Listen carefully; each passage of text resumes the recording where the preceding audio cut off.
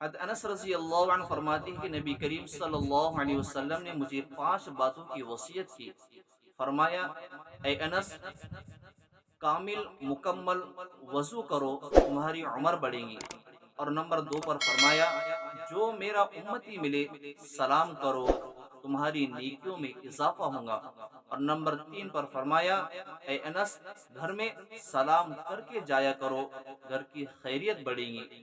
اور نمبر 4 پر فرمایا، اے انس، چاشت کی نماز کا اہتمام کرو، اس لیے کہ تم سے اگلے والے لوگ جو اللہ والے بن گئے تھے ان کا یہی طریقہ تھا۔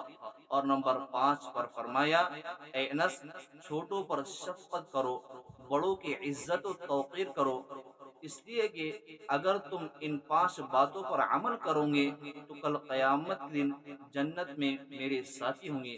دعا کرے کہ اللہ رب العزت ہمیں ان باتوں پر عمل کرنے کی توفیق نصیب فرمائے، آمین۔ السلام علیکم ورحمۃ اللہ وبرکاتہ۔